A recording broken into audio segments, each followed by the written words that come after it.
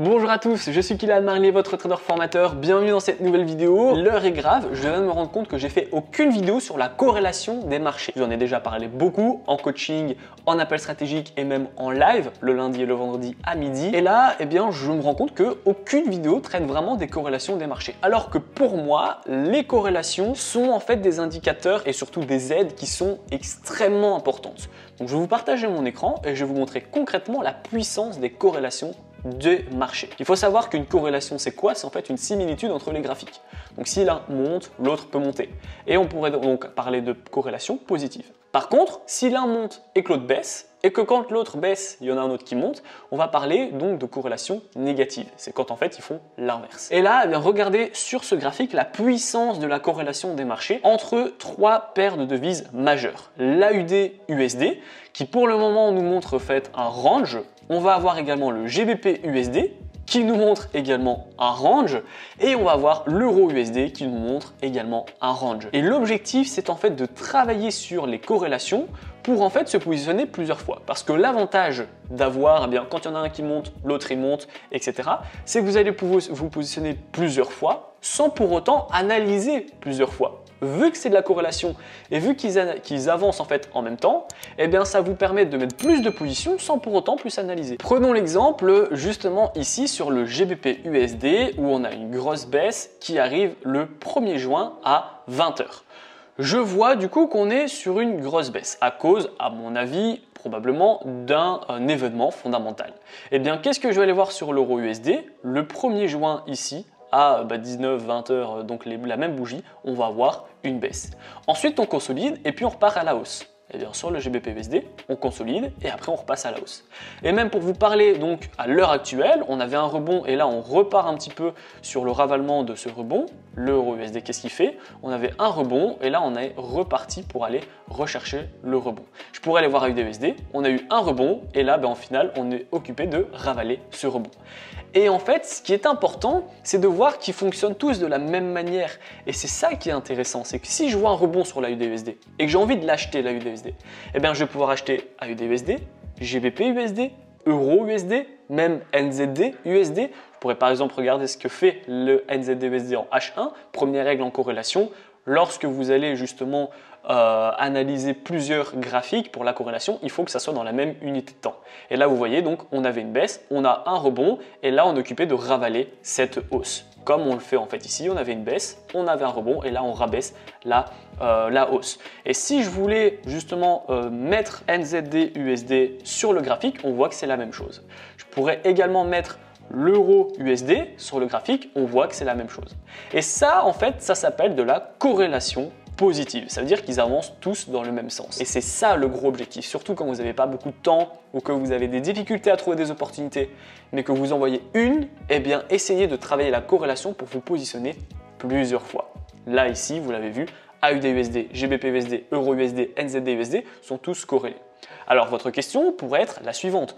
Comment on voit les corrélations et surtout pourquoi est-ce que c'est corrélé? En fait, c'est simple, c'est de la logique. Quand je vous dis AUD-USD, GBP-USD, Euro, USD, NZD, USD. Vous avez compris, le dollar américain, le USD, est à chaque fois en deuxième position de la paire.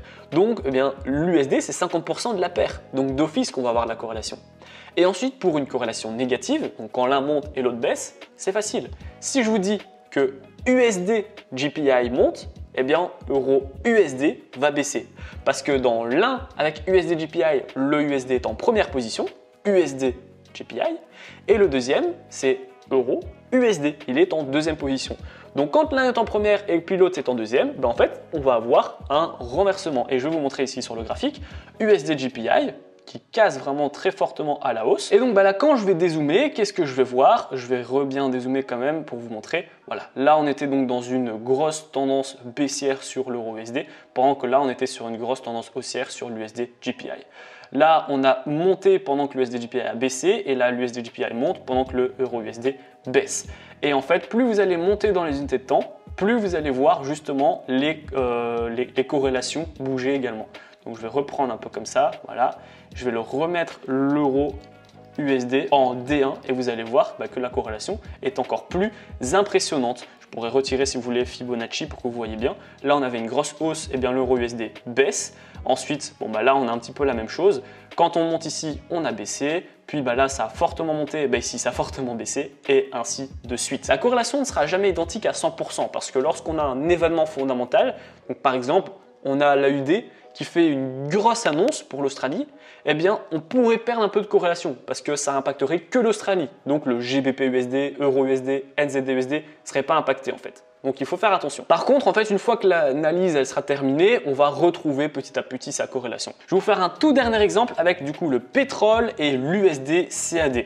Quand le pétrole va monter, l'USD CAD il va baisser. Donc je vais vous montrer ici en D1 pour qu'on puisse encore une fois comparer avec la même chose. Là, on est sur une grosse tendance haussière pour le pétrole en D1 et sur l'USD CAD, eh bien, on est en grosse tendance baissière sur justement l'USD CAD. Pourquoi? Eh bien parce qu'en fait, le dollar canadien, c'est le Canada et c'est un pays qui est très impacté et impactant pour le pétrole en termes d'exportation de pétrole. Donc, quand on va avoir le pétrole qui monte, c'est une bonne nouvelle pour le Canada. Mais du coup, vu que le Canada est en deuxième position, eh bien, c'est inversé. Quand le pétrole monte, l'USD CAD baisse. Donc par exemple, quand le pétrole monte, eh bien toutes les paires avec CAD, JPI, CAD, CHF, etc. eh bien vont monter également. Par exemple ici, le pétrole monte, ici on le voit très fortement, donc le CAD JPI devrait monter. On va aller voir, il monte également parce que c'est la corrélation. Le Canada, c'est un pays très important pour le pétrole et donc quand le pétrole monte, c'est une bonne nouvelle pour le Canada, donc sa paire monte également. Donc là, vous avez compris la corrélation positive et négative. L'objectif, comme je vous l'ai dit, c'est que quand vous allez vous positionner chez l'un, positionnez-vous chez l'autre. Comme ça, vous allez peut-être mettre 2, 3, 4, 5 fois plus de positions sans pour autant analyser 2, 3, 4, 5, 6 fois plus sur votre temps d'écran. Pour une personne qui travaille, qui veut analyser juste avant, qui a vu qu'un seul truc, si vous êtes positionné une seule fois sur l'euro-dollar, allez voir AUD-USD, GBP-USD, NZD-USD, etc. pour travailler votre corrélation. Et ainsi, au lieu de partir au travail avec une position, peut-être que vous en aurez 4. Et ainsi, encore une fois, si votre analyse est bonne, vous allez faire 4 fois plus de profit.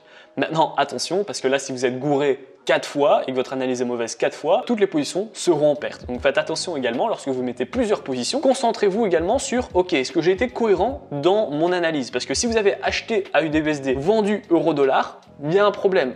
Si vous avez fait les mêmes unités de temps avec les mêmes objectifs, il peut avoir un problème. Donc faites attention également si en termes de corrélation, lorsque vous avez mis beaucoup de trades, vous êtes cohérent. Dites-moi dans tous les cas en commentaire si justement vous utilisez la corrélation. À force de me voir en live et de vous montrer à quel point ça marche, normalement vous devrez au moins tenter. Donc j'attends votre retour dans l'espace commentaire. Si vous avez encore des difficultés avec la corrélation, les marchés, les indicateurs, etc., pas de panique, vous allez retrouver dans la description, c'est le tout premier lien, ma formation offerte afin de faire vos premiers pas et vos premiers gains dans le monde du trading. Donc je vous laisse cliquer juste en dessous, vous mettez votre mail et je vous envoie tous les PDF et les vidéos. Et également, si la vidéo vous a plu, n'hésitez pas à la liker, la partager, surtout abonnez-vous. Et moi je vous dis à très bientôt pour les prochaines vidéos.